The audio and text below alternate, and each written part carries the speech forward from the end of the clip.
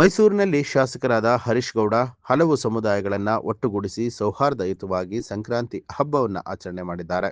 ನಗರದ ದಿವಾನ್ಸ್ ರಸ್ತೆಯಲ್ಲಿರುವಂತಹ ಖಾಸಗಿ ಹೋಟೆಲ್ನಲ್ಲಿ ಮೈಸೂರು ಯುವ ಬಳಗದ ವತಿಯಿಂದ ಹಮ್ಮಿಕೊಂಡಿದ್ದ ಮಕರ ಸಂಕ್ರಾಂತಿ ಕಾರ್ಯಕ್ರಮದಲ್ಲಿ ಮುಸಲ್ಮಾನ, ಕ್ರೈಸ್ತರು, ಜೈನ ಸಮುದಾಯದ ಪೊಲೀಸರು, ಪೌರ ಕಾರ್ಮಿಕರು, ಆಶಾ ಕಾರ್ಯಕರ್ತರೊಂದಿಗೆ ಭಾವೈಕ್ಯತೆ ಬೆಸೆಯುವಂತಹ ನಿಟ್ಟಿನಲ್ಲಿ ಗೋಪೂಜೆ ನೆರವೇರಿಸಿ ಎಳ್ಳು ಬೆಲ್ಲ, ಕಬ್ಬು, ಸೀರೆ ವಿತರಿಸುವ ಮೂಲಕ ಸೌಹಾರ್ದತೆಯನ್ನು ಸಾರಿದ್ದಾರೆ. ಈ ಕುರಿತು ಮಾತನಾಡಿದಂತಹ ಶಾಸಕರಾದ ಹರೀಶ್ ಗೌಡ, ಇತಿಹಾಸದಲ್ಲಿ ಎಲ್ಲ ಸಮುದಾಯಗಳ ಹಬ್ಬಗಳು ಬಂದರೆ ಸೌಹಾರ್ದವಾಗಿ ಆಚರಣೆ ಮಾಡುವಂತಹ ಪದ್ಧತಿ ನಮ್ಮ ನಾಡಿನಲ್ಲಿದೆ. ಆದರೆ ಕೆಲವು ಕಿಡಿಗೇಡಿಗಳಿಂದ ಸಮಾಜದಲ್ಲಿ ಶಾಂತಿಯನ್ನು ಕದಡುವಂತಹ ಯತ್ನಗಳು ನಡೀತಾ ಇದ್ದು, ಆದ್ದರಿಂದ ಎಲ್ಲ ಸಮುದಾಯದ ಮುಖಂಡರು ಈ ಬಗ್ಗೆ ಲಕ್ಷ್ಯವನ್ನು ವಹಿಸಿ ಹಬ್ಬಗಳನ್ನು ಆಚರಣೆ ಮಾಡೋದಕ್ಕೆ ಮುಂದಾಗಬೇಕು. ಈ ದಿನ ಈ ಯುವಕರು ಒಟ್ಟಾಗಿ ಸೌಹಾರ್ದತೆಯಿಂದ ಹಬ್ಬವನ್ನು ಆಚರಿಸ್ತಾ ಬಂದಿರುವಂಥದ್ದು ಬಹಳ ಸಂತಸದ ವಿಚಾರ ಅಂತ ಹೇಳಿದ್ರು.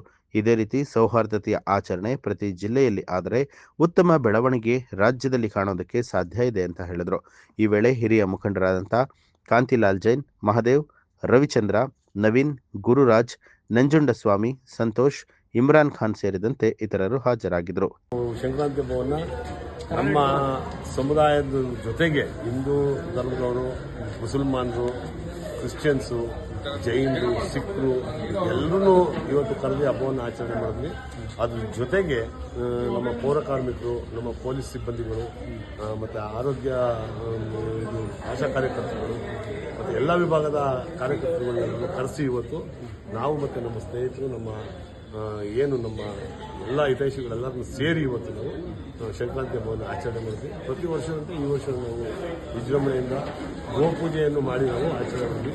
ಸಂಜೆ ಹಸುಗಳನ್ನ ಕಿಚ್ಚಾಯಿಸುವಂಥ ಕೆಲಸವನ್ನು ನಾವು ಜನ್ಮಾಂತರ ಕೃತಾನಿ ತಾನಿ ತಾನಿ ವಿನಶ್ಯಂತೆ ಪ್ರದಕ್ಷಿಣಂ ಪದೇ ಪದೇ ಪಾಪೋಹಂ ಪಾಪ ಕರ್ಮಾಣಂ ಪಾಪಾತ್ಮ ಪಾಪಸಂಭವಾನ್ ರಾಹಿಮಾನ್ ಕೃಪಯಾ ದೇವಾನ್ ಶರಣಾಗತವತ್ಸಲ ಅನ್ಯನಾರಾಯಣಂ ಗೋಪೂಜಾಖ್ಯಂ ಕರ್ಮಕರ್ತೃಂ ಯೋಗ್ಯತಾ ಸಿದ್ಧಿರಸ್ತೋ ಸ್ವಸ್ತಿ ಪ್ರಜಾಭ್ಯಾಂ.